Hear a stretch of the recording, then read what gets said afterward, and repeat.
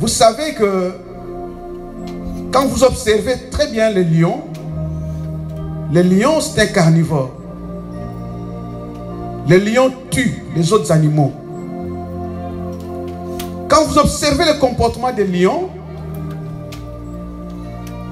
lui, qu'est-ce qu'il fait? Dès qu'il voit, un groupe, un troupeau, qu'est-ce qu'il fait? Il se cache. Parce qu'il sait qu'il ne peut pas seul affronter cette troupe-là. Il se cache. Il se cache, il est en train d'observer. Il observe. Qu'est-ce qu'il observe? Il observe l'animal le plus faible. Et dans sa stratégie, il peut faire peur aux animaux. Et quand un de ces animaux s'éloigne ou s'écarte du groupe, il devient vulnérable et les lions le poursuivent. Je ne sais pas si vous avez remarqué ça. Et moi, je suis beaucoup les documentaires sur les animaux. Je remarque ça. Mais la Bible dit que l'ennemi c'est comme un lion qui rôde autour de vous cherchant qui va dévorer. Il cherche qui? Qui là c'est qui? Qui là c'est celui qui est faible? Qui là c'est celui qui s'écarte du groupe? Vous savez que quand on prie ensemble, nous pouvons être 10, 20, 40, 50. Il peut y avoir une seule personne qui est droit devant Dieu. Et à cause de cette personne-là, Dieu peut sauver la vie à tous les autres qui sont dans les groupes.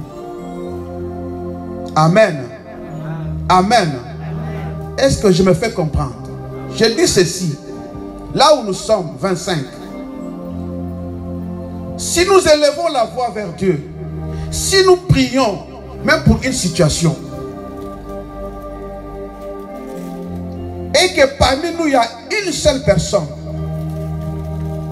qui est juste devant Dieu, qui craint Dieu, qui est dans une bonne disposition, à cause de cette personne, Dieu peut sauver tous les groupes.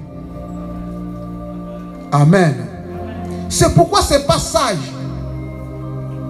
de se mettre à l'écart et de commencer à chercher Dieu à l'écart. La Bible dit, il est doux et agréable que des frères de demeurer ensemble. Car c'est là où ils déversent quoi? La bénédiction. C'est là qu'ils déversent la bénédiction. Quand le Saint-Esprit est descendu sur le Pentecôte, le Saint-Esprit est descendu, les disciples étaient en groupe, réunis. Et c'est là que le Seigneur a déversé l'Esprit Saint. Parce qu'il leur avait dit ça. Allez, attendez. Il n'a pas dit, Pierre, toi tu seras chez toi seul là-bas. Jean, tu seras chez toi. Marie, tu seras chez toi. Et moi, je descends. Non, il a dit, vous restez là, en groupe. C'est pourquoi avoir des compagnons dans la vie chrétienne, c'est très, très important. Sinon, on peut pas décider de s'attacher à Dieu. Mais si tu restes seul, l'attachement là, tu vas chanceler. Amen. Surtout quand l'ennemi va rôder. Surtout quand l'ennemi va créer des situations. Tu vas avoir peur. Tu vas faire n'importe quoi et tu deviens vulnérable. C'est pourquoi j'ai dit, le choix du compagnon est très, très important. Deux valent qu'un. Deux valent qu'un. Amen. C'est pourquoi Jésus, quand il a envoyé les disciples, il les a envoyés 2 à 2. Amen. Il les a envoyés 2 à 2. Avoir un compagnon qui te permet de t'attacher à Dieu. Avoir un compagnon qui a la même vision que toi. Quand je venais ce matin au culte, je suivais la radio. Quelqu'un disait, c'est une radio, c'est une émission de protestants. C'est la première fois que j'ai découvert ça. Les protestants. Je suivais ça. Le monsieur était en train de parler aussi sur la vie en communauté. Il a insisté que c'est très important que les chrétiens soient en communauté. C'est très important que les chrétiens aient des compagnons qui sont aussi chrétiens comme lui. Et il a dit, il a donné même, il y a un cantique, une chanson qu'ils ont chantée là, qui disait, ceux qui se ressemblent, s'assemblent. Donc ceux qui se ressemblent, s'assemblent. Alors moi j'ai dit donc, ceux qui ne se ressemblent pas, ne peuvent pas s'assembler. Mais si tu es chrétien, tu dois t'assembler aussi avec ceux qui te ressemblent, ceux qui ont le même esprit avec toi. Amen. Les compagnons c'est une personne où, oui, quelqu'un qui partage la vie, qui partage ta vie. Les compagnons c'est quelqu'un qui partage, avec qui partage les occupations. Les compagnons c'est celui qui t'accompagne même dans ta vie. Les compagnons partagent tout avec toi. C'est ce qu'on appelle les compagnons. C'est pourquoi il faut bien choisir les compagnons. Amen. Amen. Il faut bien choisir qui? Les compagnons. Nous sommes dans 1 Corinthiens chapitre 12, le verset 20 à 27. 1 Corinthiens 12, 20 à 27.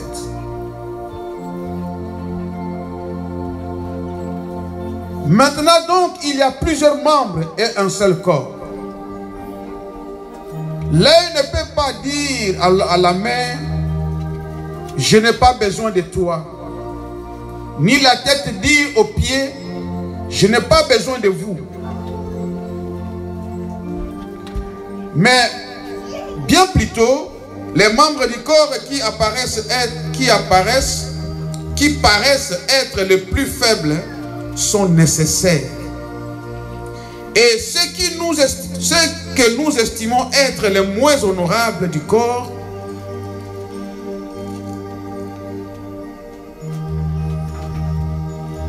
excusez-moi, ce que nous estimons être les moins honorables du corps, nous les entourons d'un plus grand honneur. Ainsi, nos membres les moins honnêtes reçoivent le plus d'honneur. Tandis que ceux qui sont honnêtes n'en ont pas besoin. Dieu a disposé le corps de manière à donner plus d'honneur à ce qui en manque, à ce qui en manquait, afin qu'il n'y ait pas de division dans les corps, mais que les membres aient également soin les uns des autres. Et si un membre souffre, tous les membres souffrent avec lui. Si un membre est honoré, tous les membres se réjouissent avec lui. Vous êtes le corps de Christ et vous êtes ses membres, chacun pour sa part. Amen. Le corps est constitué de membres. Mais chaque membre a une fonction. Chaque membre a un rôle à jouer dans le corps. L'église constitue un corps. La chorale constitue un corps. Les groupes d'intercession constituent un corps. Les groupes de protocole constituent un corps. Toi et moi, nous constituons aussi un corps. La famille constitue un corps. La parole dit dans les corps, il y a des membres qui paraissent moins importants et il y en a d'autres qui paraissent très importants. Mais ceux qui paraissent très importants ont toujours besoin de ceux qui sont moins importants. Amen. Ceux qui se croient, si vous vous croyez plus important et que vous trouvez que vous devez vous isoler, mais la Bible dit que ce que vous pensez moins important peut être aussi important pour toi. Pas peu, mais est important aussi pour toi. Les frères, la sœur, que tu trouves moins important pour toi, sache qu'il est important pour toi. Amen. Il est important. C'est pourquoi il dit, l'un ne peut pas dire à la jambe que non, moi je n'ai pas besoin de toi. Non. Pour que j'arrive ici, que je vous voie, c'est le pied qui a amené mes yeux ici. Pour que je parle, c'est le pied qui a amené ici pour que la bouche parle. Comment là il peut dire que non, moi je fais ce que je fais est plus important que ce que le pied fait? Amen. C'est pour dire l'œil a besoin du pied. L'oreille a besoin même des cheveux. Amen. C'est pourquoi, donc l'œil et le pied sont des compagnons. Les doigts et les poumons sont des compagnons. Bien qu'ils ne peuvent pas faire la même chose. Tu vois, quand la Bible parle de l'œil et parle de pied, dans le fonctionnement du corps, l'œil, il y a un fonctionnement harmonieux. Personne ne marche sur le doigt de l'autre. Personne ne frustre l'autre. Un bon compagnon, c'est celui qui va t'aider. Un bon compagnon, c'est celui qui voit des choses de la même façon que toi.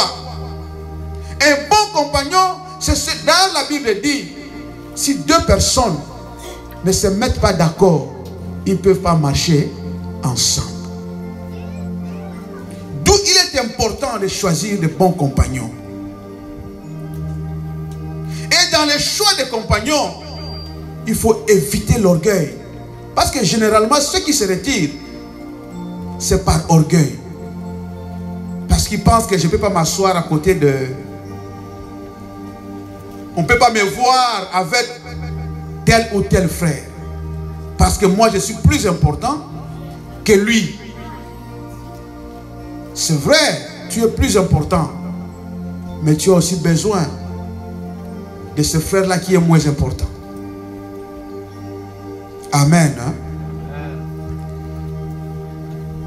Nous pouvons lire encore dans Matthieu chapitre 18. Les versets 18 à 20.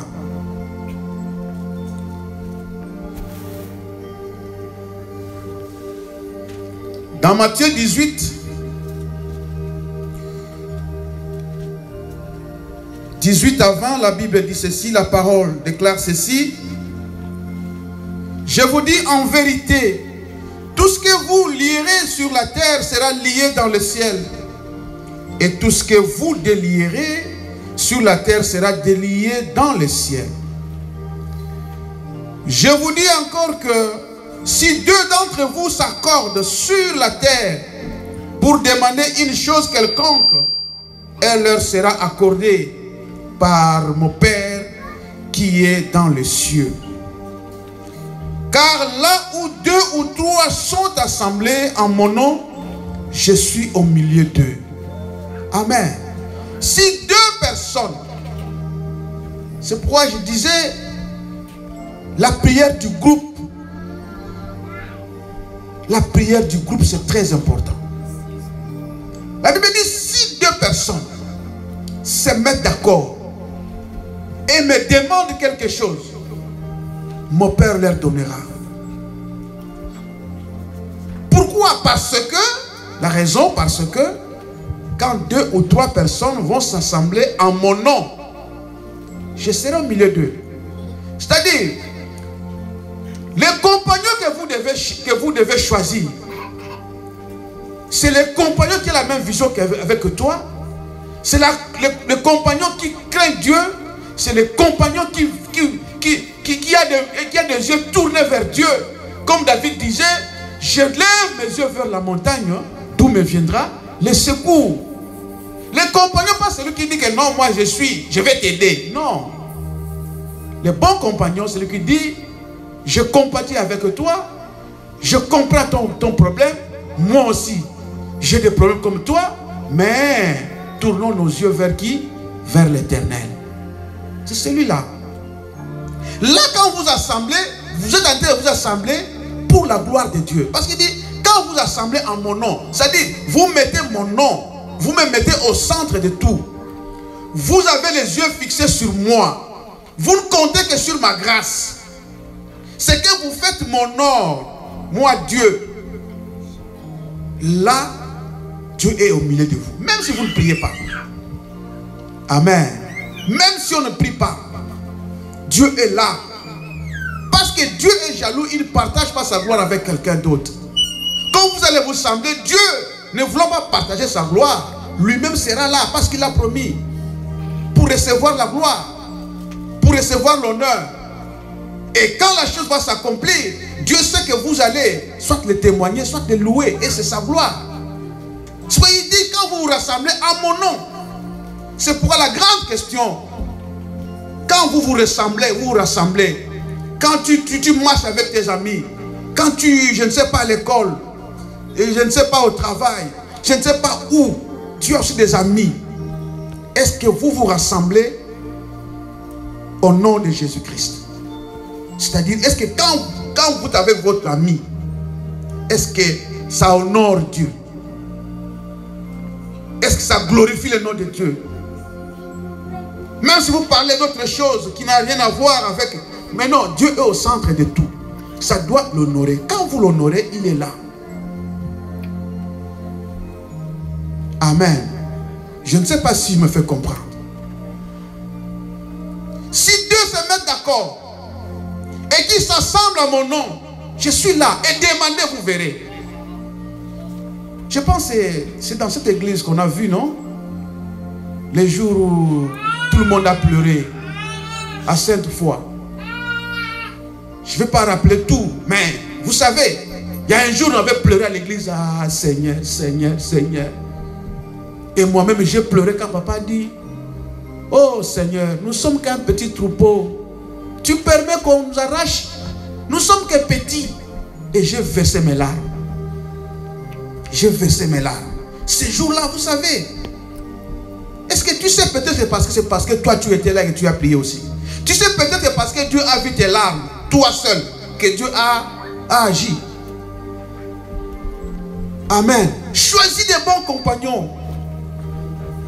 La Bible dit même confessez vos péchés les uns des autres. Car la prière fervente du juste a une grande efficacité, dit la Bible. Tu peux tomber dans le péché. Dieu peut te rejeter. Souvenez-vous, quand Moïse allait vers Dieu, Dieu prit la décision d'anéantir le peuple. Mais quand Moïse venait, oh Seigneur, qu'est-ce que Dieu faisait? Dieu écoutait et Dieu changeait de position. Dieu peut changer sa position à cause de la prière de ton frère. Les frères que tu négliges. Dieu peut inspirer en lui-même d'autres paroles, même des conseils. Et ça peut bouleverser ta vie. Mais toi tu négliges. Ou tu fais un mauvais choix dans les compagnons. La cause des échecs, un pasteur disait à Kinshasa, ne t'associe pas avec celui qui a la même vision avec toi. Sinon il va te dérouter. Même quand tu fais les affaires, associe-toi avec celui qui a la même vision avec toi. C'est ça les bons compagnons. Mais dans l'église, en tant que chrétien, la première vision, la vision la principale, c'est quoi? C'est honorer Dieu. Et nous devons tous avoir cette même vision. Amen. La prière du juste, c'est dans Jacques. Jacques 5, verset 16. Jacques 5, verset 16. La prière de celui qui est justifié par Jésus-Christ. Celui qui marche dans l'obéissance de la parole.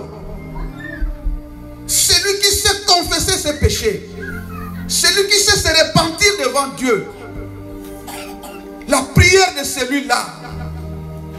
Et cette prière qui sort au fond du cœur. Parce que quand la prière est comme une récitation, c'est seulement la bouche qui parle, mais le cœur n'y est pas.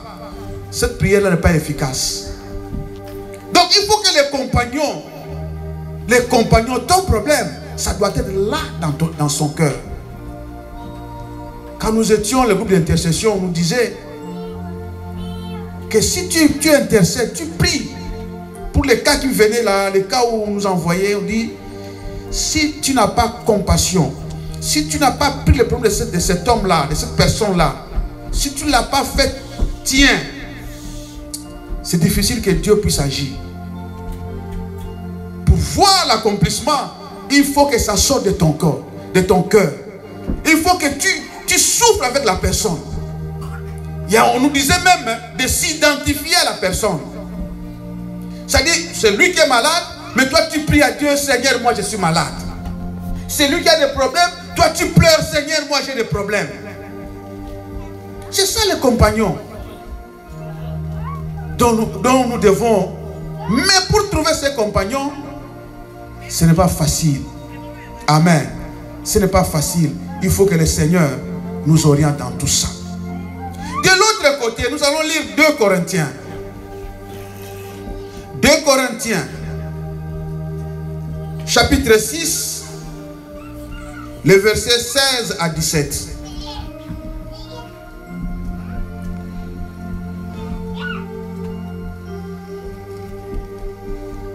Si le berger a trouvé, il peut nous aider. 2 Corinthiens 6, 16 à 17.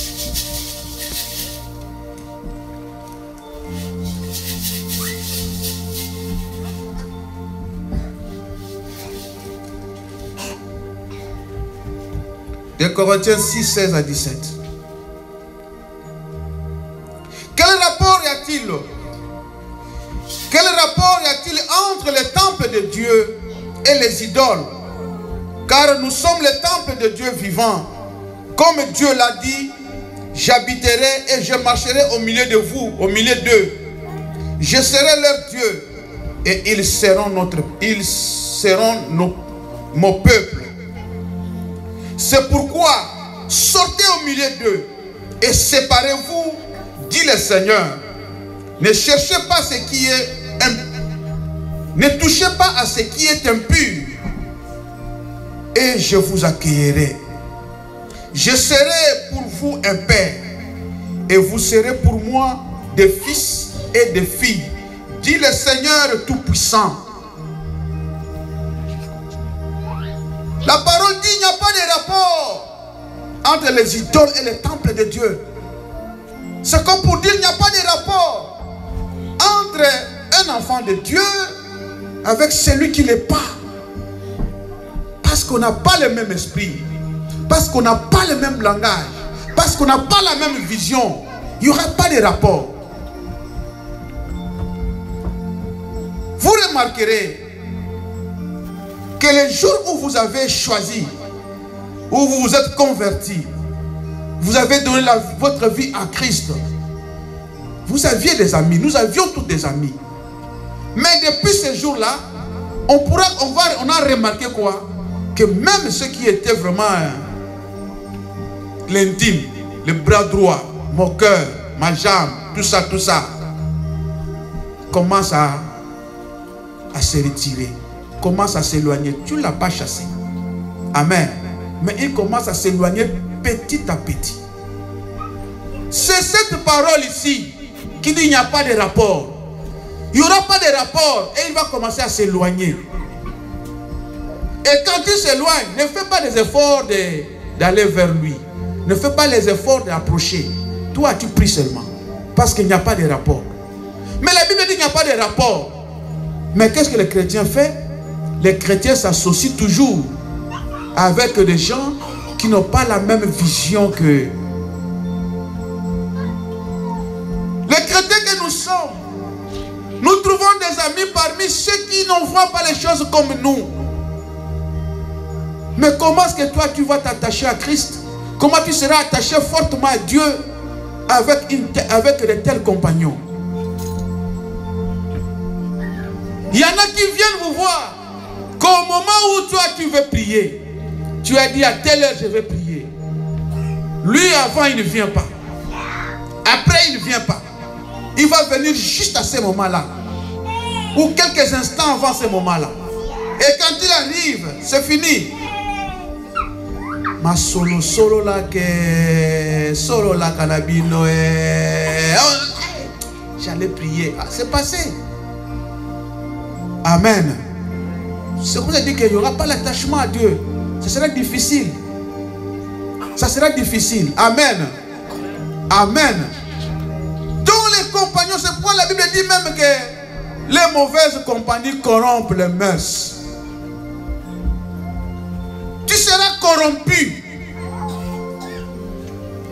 Tu seras dérouté.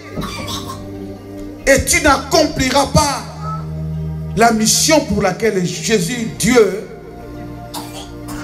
t'a placé sur la terre. Tu n'accompliras pas. Tu n'accompliras pas. Parce que le compagnon que tu t'es choisi, la Bible dit bien, sortez au milieu d'eux. Sortez. On n'a pas dit que non, tu vas vivre dans la forêt, tu vas vivre à l'écart. Non. Tu vas vivre avec tout le monde dans la société. Dans la communauté, dans la société, tu vas vivre avec tout le monde. Mais ne t'attache pas. N'épouse pas leur vision qui est contraire à la volonté de ton Dieu. Ne t'attache pas fortement à eux. Sors au milieu d'eux. Les bergers aiment trop parler, dire ces choses-là, du conformisme mondain. De se conformer à ce qu'on voit dans le monde. Parce que tu as vu, soit à la télé, je ne sais pas où, quelqu'un a parlé d'une certaine manière, toi si tu commences à copier, à parler, là tu es ensemble, tu t'assembles. Même si physiquement vous n'êtes pas, mais parce que tu es en train de copier, c'est-à-dire vous êtes ensemble, tu ne sors pas. La Bible dit sortez. La Bible ne dit pas que s'il y a moyen, sort. Non. Oui, si vous voulez, sortez. Non. La Bible dit sortez.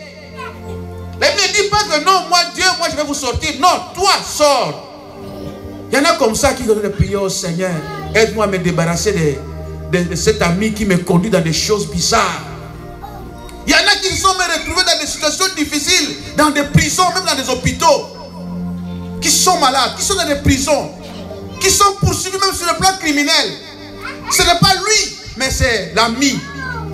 La Bible te dit sors. Sors au milieu d'eux. Sors au milieu d'eux.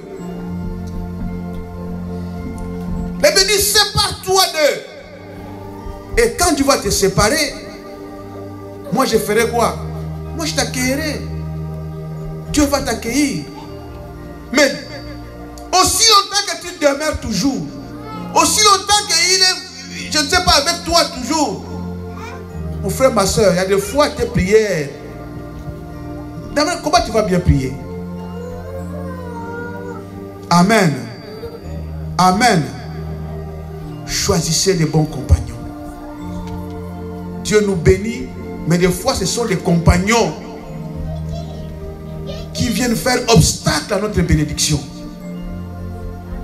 Dieu veut nous visiter. Des fois, ce sont les compagnons qui font obstacle que Dieu puisse nous visiter. Vous savez, quand Jacob quittait la maison de son oncle, il voulait, Dieu l'a dit de retourner chez son père. Parce qu'il était suffisamment riche. Parce qu'il avait déjà épousé 2 femmes même, Léa et Rachel.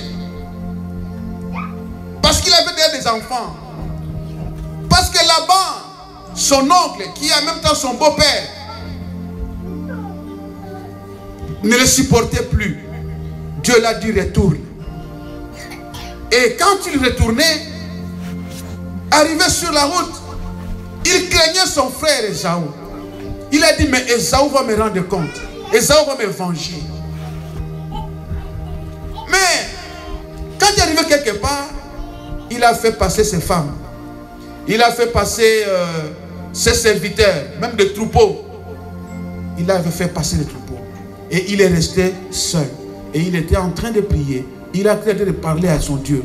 C'est à ce moment-là qu'il a vu un homme venir les combattre. C'est à ce moment-là que Dieu a changé son nom de Jacob à Israël. Mon frère, ma soeur, dans certaines choses, il faut que tu sors pour que Dieu te visite. Dans certaines choses, il faut que tu te sépares pour que Dieu te visite et qu'il change ton nom. Il change le cours de ton histoire. Si vous regardez très bien l'histoire de Jacob, c'est depuis le sein de sa mère que Dieu avait déjà prononcé des paroles, qu'il va les bénir. Il a dit à sa mère, il y a 2 nations dans ton ventre, mais j'ai choisi l'autre et j'ai haï. Mais voilà, il y a beaucoup de cas, beaucoup d'exemples dans la Bible. Même Saoul, pour qu'on puisse le oindre, qui devient roi. On l'a dit de se séparer un peu avec celui qui était son compagnon. Celui qui était avec lui. Et il est resté seul avec le prophète. Et c'est là que le prophète a fait quoi? L'a oint. C'est là. Il y a plusieurs exemples. Mais tu es trop accroché, toi. Tu es trop accroché. Le Seigneur veut te toucher. Le Seigneur veut changer ta vie. Mais tu es trop accroché avec de mauvais compagnons. Change un peu de vision. Que le Seigneur nous aide à voir clair. Les compagnons empêchent. Dieu sait. S'il te parle, pendant que tu es avec ce compagnon, pendant que tu es attaché, le compagnon sera au courant. Et Dieu sait comment son cœur sera tourné contre toi. Et peut-être pour te protéger, Dieu te garde, Dieu te laisse dans cette situation qui est malheureuse, qui ne te plaît pas. C'est pourquoi change. Change. Ce matin, que Dieu nous fasse grâce, que nous puissions prier par rapport à ça. Il y a quelqu'un dans la Bible qui avait compris cela. Et il s'est choisi de bons compagnons. Nous sommes dans Juge. Juge chapitre 1, le verset 1 à 7. Si le berger peut nous aider. Juge chapitre 1. Le verset 1 à 7.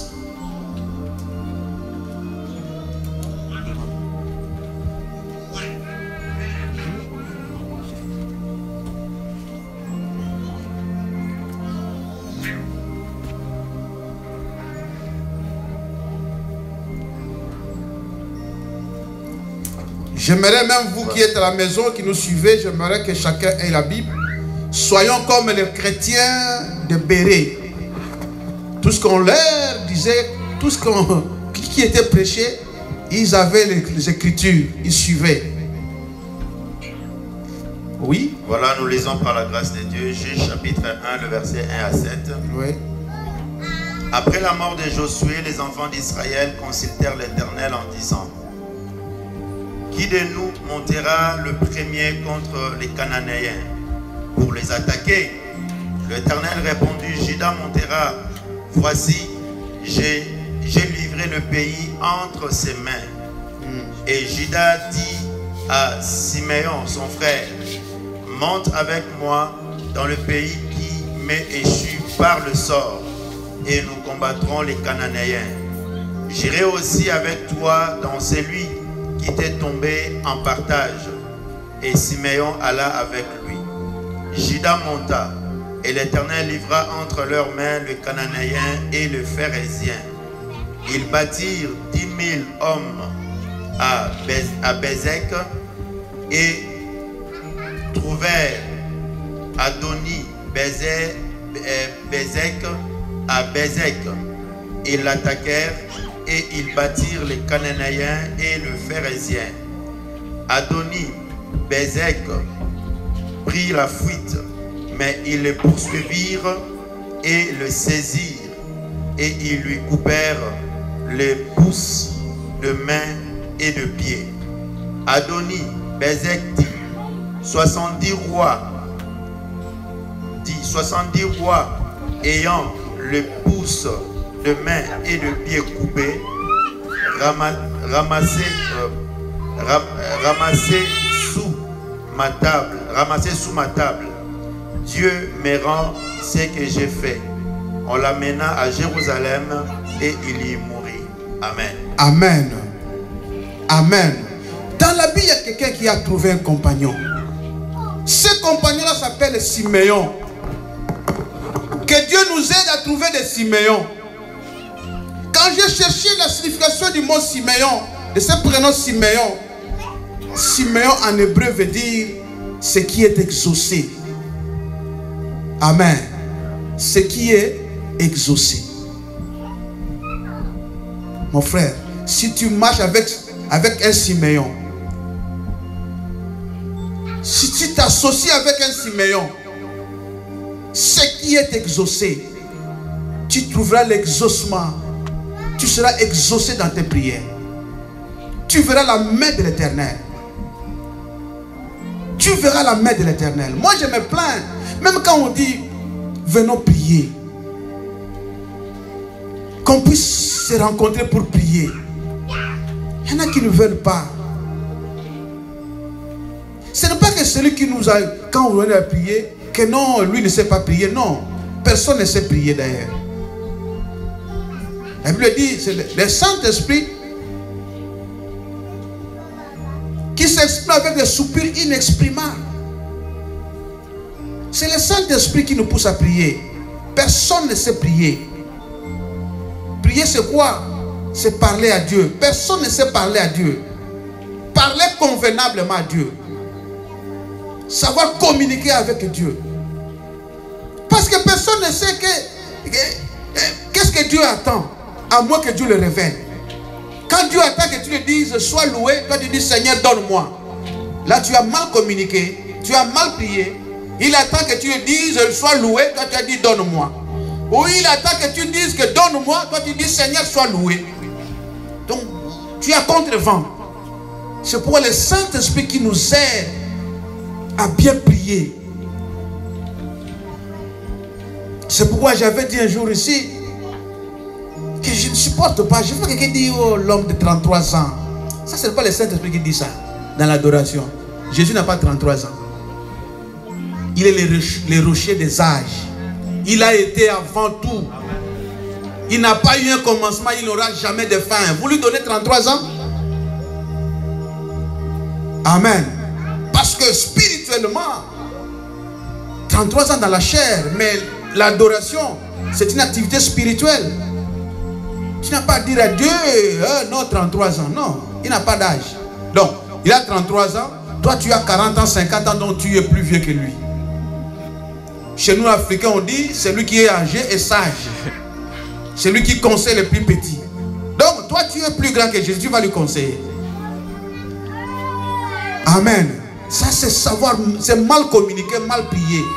C'est pourquoi je te dis que non, il faut toujours se mettre en cause. Cherchez un Siméon. Dans Juge chapitre 1, ce Judas, excusez-moi, quand Josué est mort, Josué avait permis qu'il puisse posséder ou entrer à Jéricho. Mais Canaan n'était pas seulement Jéricho. Canaan était un pays grand. Il faut conquérir toutes les autres villes. Maintenant, Josué n'est plus. Les enfants d'Israël ont commencé maintenant à regarder et à pleurer à Dieu. Mais Josué n'est plus. Les combattants n'est plus. Les guerriers n'est plus. Les généraux forts n'est plus. Comment nous allons faire? Ils ont prié à Dieu. Tu vois, ce n'est pas que chacun est allé prier à Dieu. Non, Seigneur, donne-moi pour que je puisse posséder. Tu m'avais donné des promesses. Non, non, non, non, non. Ils étaient ensemble et ils ont prié à Dieu. Et quand ils ont prié, Dieu a dit ceci, que oui, j'ai écouté votre prière, et mais je fais quoi? Je donne, j'élève qui? Judas. Et c'est Judas qui va conquérir tous les Canaan pour vous. Regardons verset 2. Au verset 2, Dieu dit, j'ai livré entre ses mains, les mains de qui? De Juda. Dieu a livré Canaan entre les mains de Juda. Au verset 2.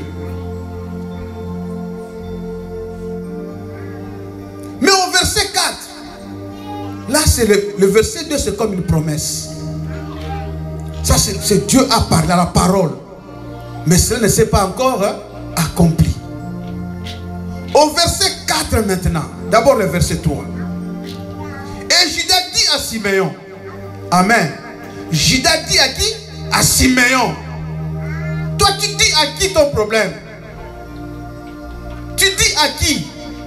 Quand Dieu te révèle des choses, tu le dis à qui? Juda a dit à Siméon. Siméon, c'est qui est exaucé. Amen. As-tu un Siméon? Est-ce que ta femme c'est Siméon? Est-ce que ton mari c'est Siméon? Amen. Amen. Il faut prier que ton mari devienne Siméon. Parce que tu ne peux pas te séparer de lui. Il faut prier que ta femme devienne Siméon. Il faut prier que Dieu te fait voir de Siméon.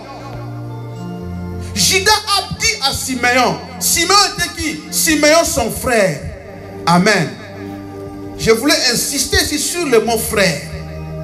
Les frères ici, il ne faut pas voir ça nécessairement sur le plan de la chair. Donc les frères de la même famille. Mais oui, les frères c'est lui, vous de la même famille. Mais la famille dont je parle ici, ce n'est pas la famille charnelle. Je voulais insister sur la famille spirituelle. Vous savez que la Bible dit que nous sommes nés pas de la chair et du sang, mais nous sommes nés par le Saint-Esprit. Dieu nous a pris, nous a choisis et est venu nous attacher, nous greffer en Jésus.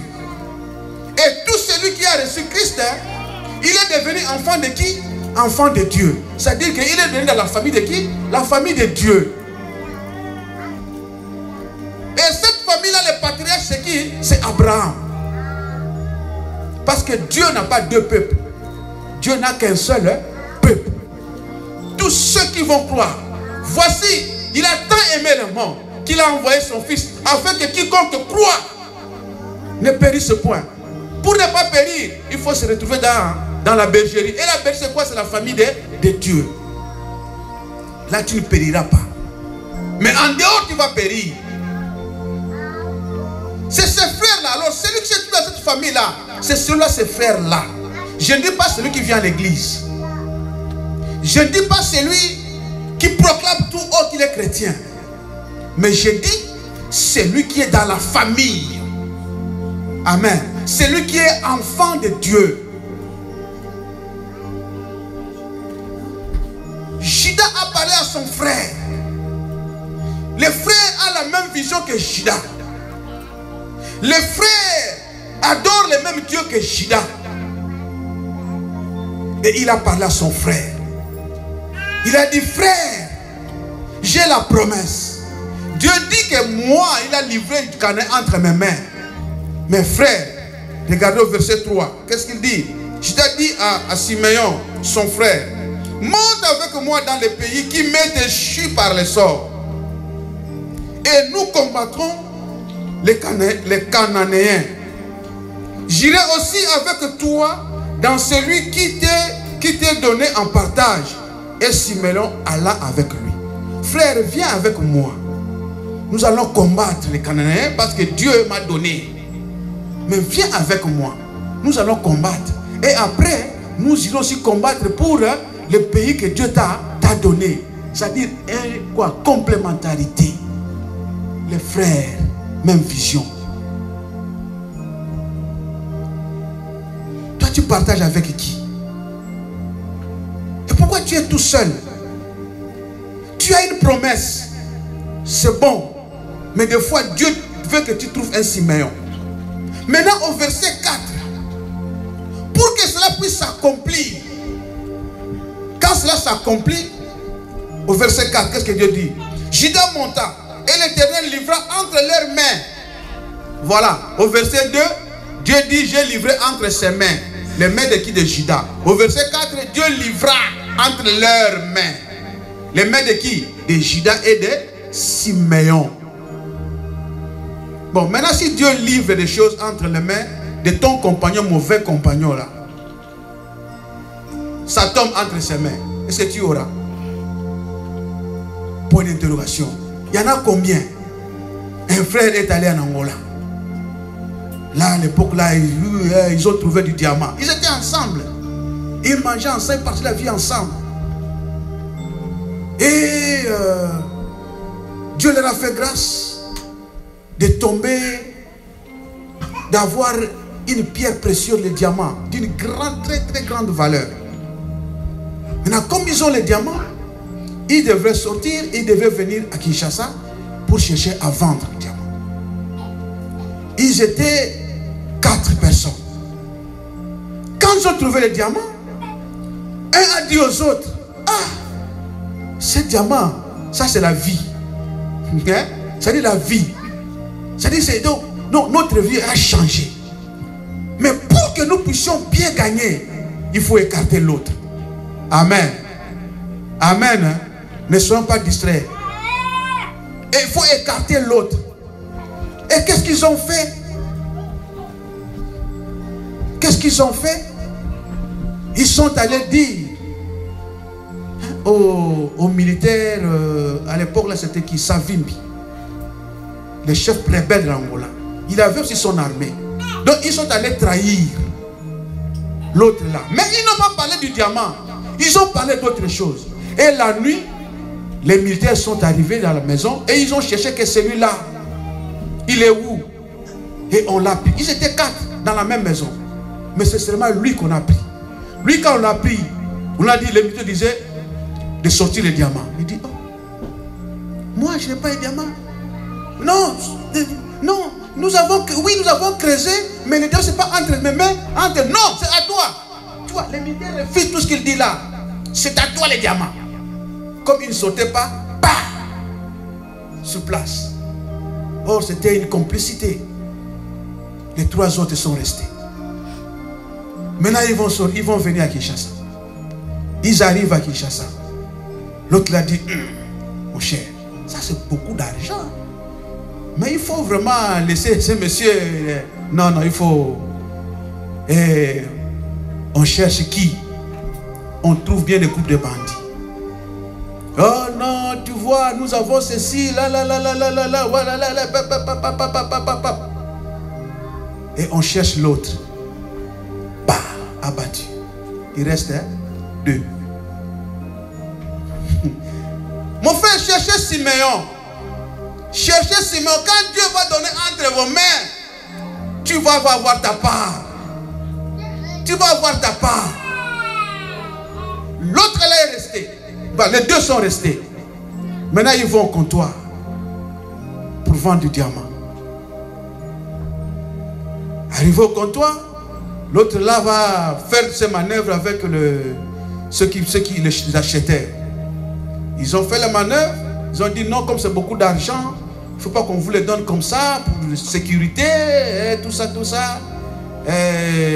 que ça reste ici, et puis on va vous appeler. Or, c'était la manigance des nôtres. Ils se complotaient avec ces gens-là pour écarter l'autre, et enfin, eux, ils vont bénéficier avec ces gens. Ils disent, bon, on va vous donner le pourcentage, tout ça. Et quand ils sortaient, les militaires vont les poursuivre pour arrêter un et laisser l'autre. Pour des motifs, on ne dit pas. Et on l'a pris. Il est parti pour ne plus revenir. Amen. Amen. Amen. Ils étaient 4, il restait un seul. C'est pourquoi Dieu dit, je vais livrer entre leurs mains la personne, le compagnon que tu es avec. Par l'amour, Dieu peut accepter de te donner. Parce que tu as beaucoup pleuré. Parce que Dieu veut, vraiment il tient à te bénir. Dieu ne se répand pas de ses dons. Mais ça va tomber entre les mains de qui? De toi et de ton compagnon. Quel sera le cœur du compagnon? dans cette histoire de diamants ici, beaucoup sont partis comme ça. Ils sont morts comme ça. Et il y en a qui sont enrichis. C'est pourquoi il faut avoir un Siméon. Dieu a livré Canaan, qui devait être la possession, qui devait être l'héritage de Juda, entre les mains de Siméon et Juda. Mais l'héritage appartient à qui? À Juda. Mais c'est entre les mains. Mais c'est pourquoi je dis, comme c'est un Siméon, qu'est-ce qu'il fera? La même vision. Il va laisser. Il ne va rien exiger. Il va se réjouir. Oh, nous avons prié, Dieu a donné. Il y en a, tu as prié. Et Dieu a donné l'enfant au couple. Maintenant, tu deviens aigri. Oh, mais toi, tu priais, non? Moi, cette fois, ça me dépasse. Toi, tu priais. Mais maintenant, quand Dieu a donné, tu te fâches. Oh non, pourquoi Dieu a donné à lui, mais à moi depuis longtemps que je... Tu as même fui le coup d'intercession. Et choisissons de Siméon. Amen. La religion entre les mains, Dieu a donné. Juda a eu la promesse, mais la réalisation de la promesse s'est accomplie avec Siméon. C'est la même chose aussi quand nous prenons l'exemple de Moïse. C'est à Moïse que Dieu a donné la vision. Mais Dieu a suscité un autre Siméon. Et le Siméon pour Moïse c'était qui? C'était son frère Aaron. C'est pourquoi il dit les frères. Dieu appelle les frères. J'insiste sur le mot frère. Je ne dis pas celui, attention, parce que la famille charnelle, la Bible dit ceci: chacun aura comme ennemi les membres de sa propre maison. Ça c'est la maison charnelle. Ton ennemi ne sera pas loin de toi. Celui que tu penses qui n'est pas ton frère, or en réalité c'est ton frère. Parce qu'il n'est pas de la même famille avec toi, parce qu'il n'est pas, je ne sais pas, du même pays avec toi, parce qu'il n'est pas de la même tribu, parce qu'il n'est pas, je ne sais pas, de la même communauté. Or en réalité c'est ton frère. Toi tu l'écartes. C'est Siméon. Dieu a choisi, a mis Aaron, le frère de Moïse, entre ses mains. Amen. Amen. Pour terminer, ça sera là le 9, c'est là où nous allons prier. Que le berger nous aide à ça. Au verset 6, d'ailleurs au verset 5, ils sont partis pour combattre. Ils trouvèrent Adoni-Bézek à Bézek. Ils attaquaient et ils battirent Canaan et les Phérésiens. Adoni-Bézek prit la fuite. Amen. Si tu t'associes avec Siméon, tes ennemis vont faire quoi? Vont prendre fuite. Parce que vous êtes fort. Avec Siméon, vous êtes fort. L'ennemi va prendre fuite. L'ennemi là était, ce roi là, hein, Adoni là c'était roi. Il était là depuis longtemps.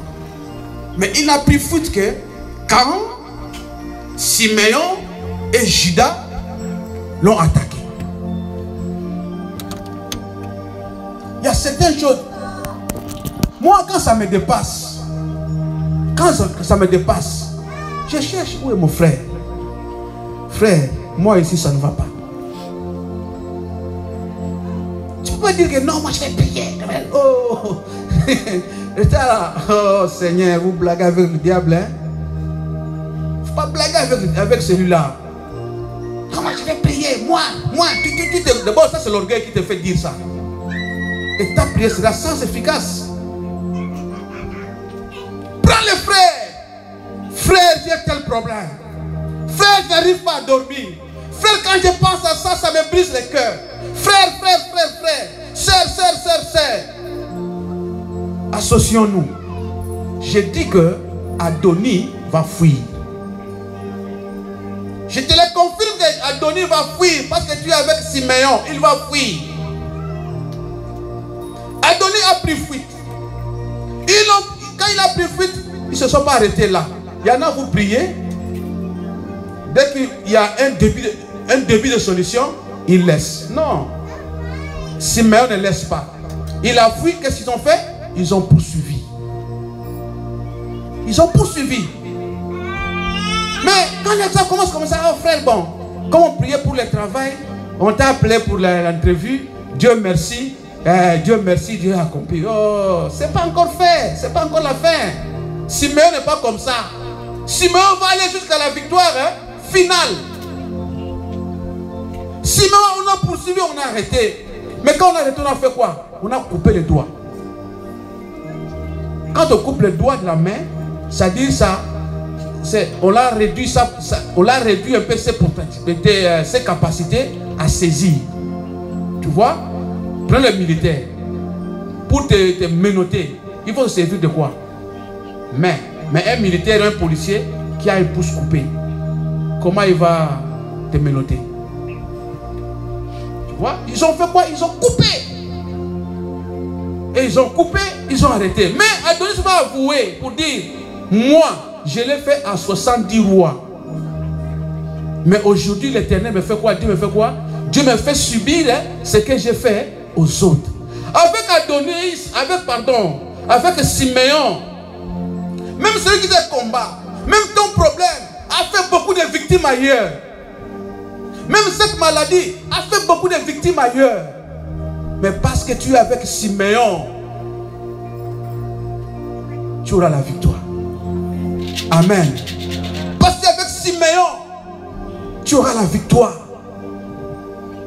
Tu auras la victoire. Et le monsieur a dit, non, j'en ai fait qu'à 70. Pas de petits messieurs, mais de rois.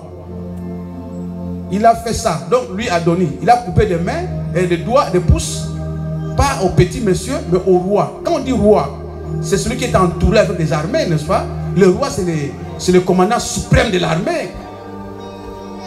Mais celui qui a des armées comme ça, il les a coupés, 70 déjà. Mais maintenant, ceux qui les combattent, qui vont les vaincre, ce sont des petits messieurs. C'est pourquoi la Bible dit ça, que le membre du corps que tu trouves moins important, il peut avoir de l'importance pour toi. Amen. C'est pourquoi nous allons prier. Il faut que nous prions. Parce que là, nous sommes ensemble. La Bible dit, quand vous êtes deux en mon nom, je suis au milieu de vous. Et demandez, je vais vous donner. Que ce matin, tout Adonis, il faut identifier ton Adonis. Il faut identifier celui qui a ton héritage entre ses mains. Celui qui a pris.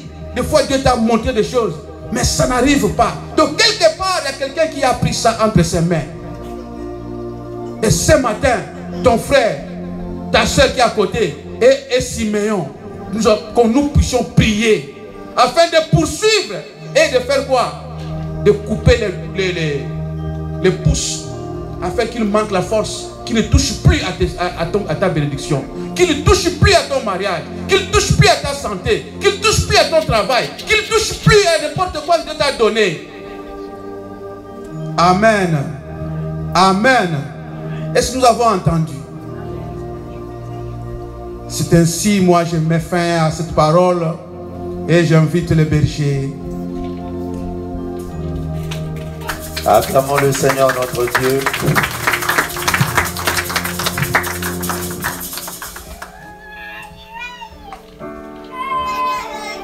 Là, nous avons acclamé pour le prédicateur. Est-ce que nous pouvons acclamer pour le Seigneur notre Dieu? Oui, l'ancien Justin a parlé de beaucoup de choses. Et parmi ces choses qu'il a dites, il a insisté sur le fait que nous ne puissions pas épouser la vision du monde, mais que nous puissions épouser la vision de Dieu. Le choix d'un compagnon. Un bon compagnon est là pour t'aider à atteindre tes objectifs.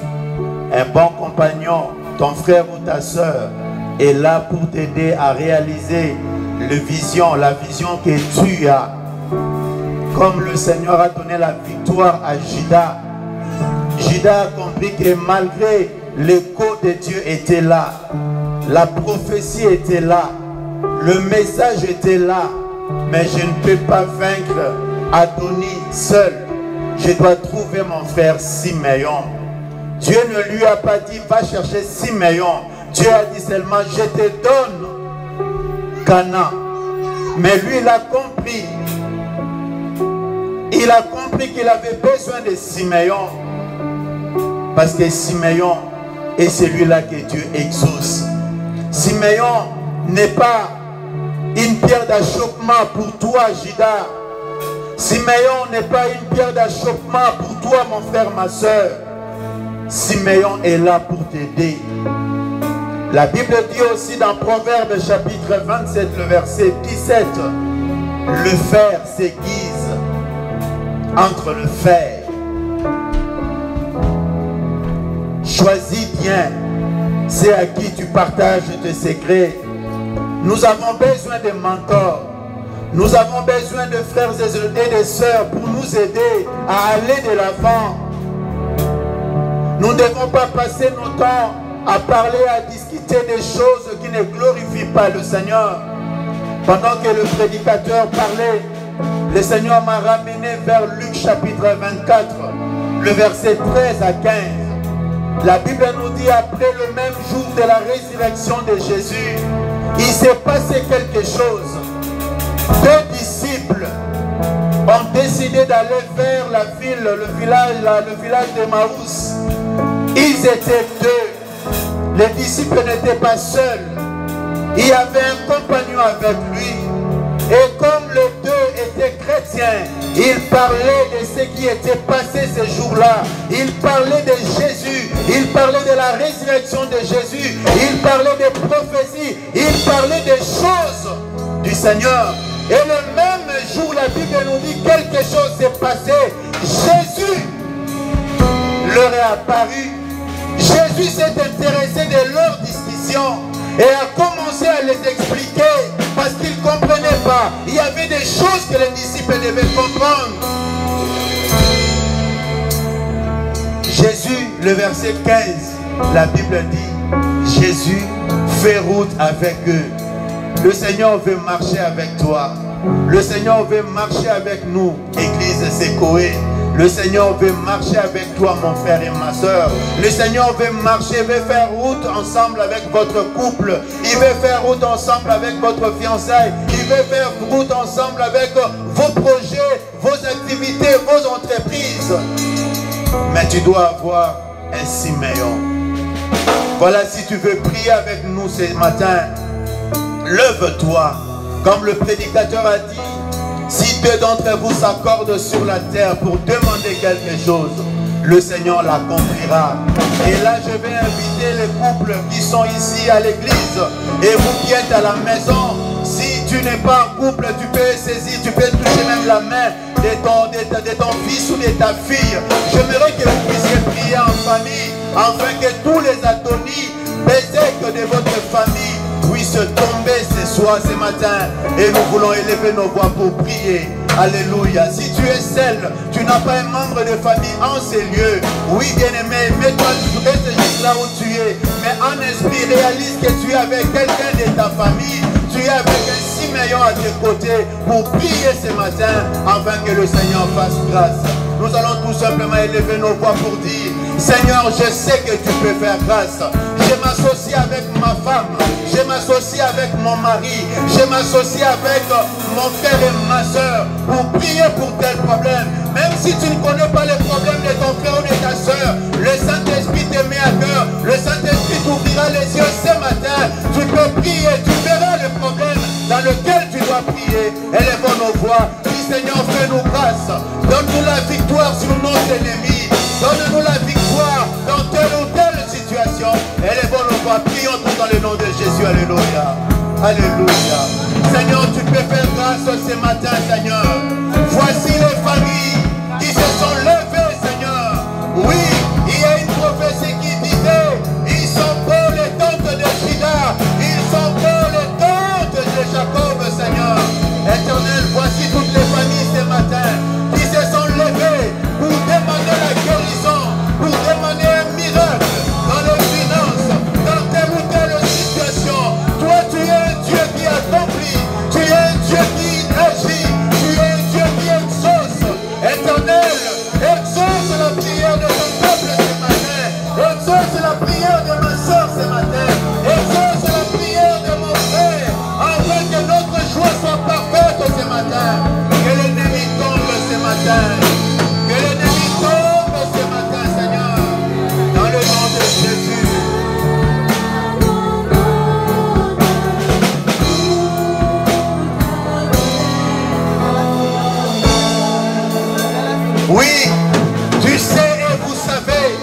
ce qui vous dérange, ce qui vous enlève la paix dans votre famille, ce qui vous enlève la paix, oui, ce qui enlève la paix dans la vie de ton frère ou de ta soeur. Ce matin, bien-aimé, demande la main de Dieu, comme il est écrit dans le psaume 44, la main de Dieu a renversé les Égyptiens pour établir Israël.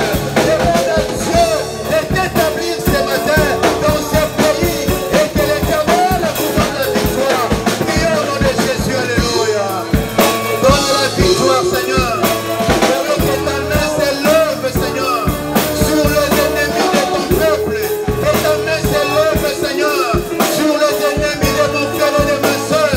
Que ta main s'élève, Seigneur, contre toute personne, tout esprit, Seigneur, qui empêche ton peuple d'être dans la joie et dans la paix. Et c'est là au nom de Jésus.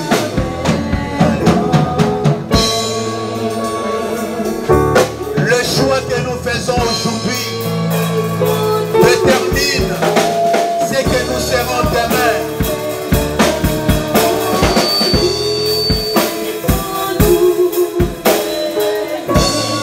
Nous avons besoin du discernement.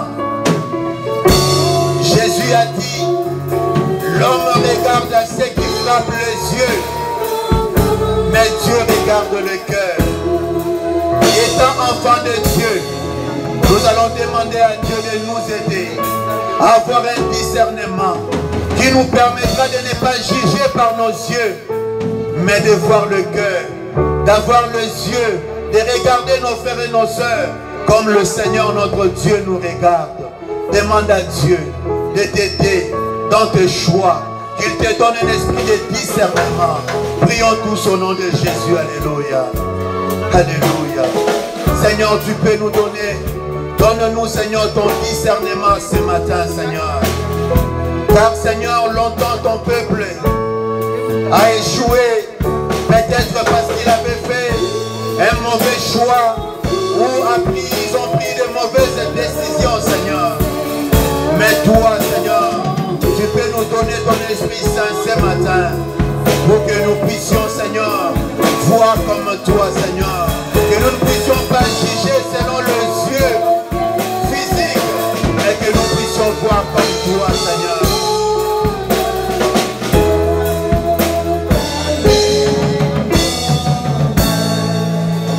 La Bible nous dit que nous sommes de pèlerins. La vie sur cette terre ressemble à un voyage. Et dans ces voyages, nous avons besoin de Christ. Comme les deux disciples qui allaient à Emmaüs, ils ont fait ce voyage. Mais dans le voyage, Christ a fait route avec eux. Dis-lui, Seigneur, en cette année 2021, viens faire route avec moi, Seigneur. Viens faire route avec mon couple. Viens faire couple avec, Seigneur, mon fiancé. Viens faire route, Seigneur, avec notre famille. Car Christ avec nous, c'est la victoire. Comme David a dit, avec Dieu nous ferons des exploits. Ce matin, bien-aimé, élève tes deux mains. Dis, Seigneur, fais route avec moi, Seigneur. En cette année 2021, je ne veux pas être seul. Nous ne voulons pas être seuls. Viens marcher avec nous. Prions au nom de Jésus. Alléluia. Oui, Seigneur, viens marcher avec nous, Seigneur. Viens marcher avec les familles. Viens marcher avec tes serviteurs, Seigneur. Comme tu as fait route, Seigneur, avec le disciple. Viens faire route avec nous, Seigneur. Nous avons besoin de toi, Seigneur. Avec toi, Seigneur, la victoire est assurée. Avec toi, le succès est assuré. Avec toi, l'élévation est assurée. Avec toi, la conquête est assurée. Avec toi, nous germerons, Seigneur.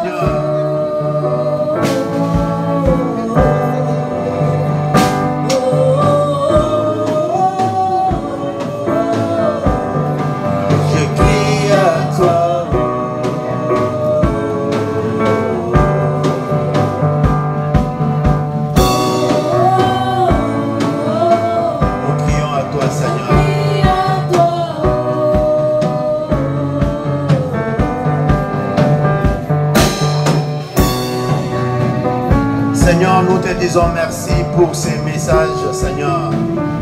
Tu viens encore de nous rappeler, Seigneur, que nous devons faire un bon choix. Tu as dit, nous sommes dans le monde, mais nous ne sommes pas de ce monde, Seigneur. Viens nous aider à marcher comme de vrais ambassadeurs. Que nous puissions sanctifier ton nom tout le jour de notre vie. Donne-nous aussi, Seigneur, ton discernement. Fais en sorte que nous soyons des hommes et des femmes de prière. Car par la prière, nous communions aussi avec toi. Par la prière, nous nous attachons à toi, Seigneur. Au nom de Jésus. Bénis encore ton serviteur que tu t'es choisi ce matin. Remplis-le encore de ta parole, de ton esprit, afin qu'il continue à nous parler de ta part, Père. Au nom de Jésus que nous avons ainsi prié. Amen, amen. Acclamons le Seigneur notre Dieu. Nous devons continuer à prier et nous devons aimer la prière. J'avais déjà dit en ces lieux, Daniel, quand les choses allaient mal, il ne s'est pas rétracté dans son coin. Il a compris que pendant que les choses n'allaient pas, la solution est dans la prière. Donc Daniel a multiplié le temps dans la prière. Avant, il priait 2 fois. Mais lorsque le décret était sorti, il a commencé à prier 3 fois. Et le Seigneur l'a fait du bien. Oh, laissez-moi les chanter. Il a reçu les noms et les noms au-dessus. Et Jésus, il a reçu les noms au-dessus de tous genoux fléchis.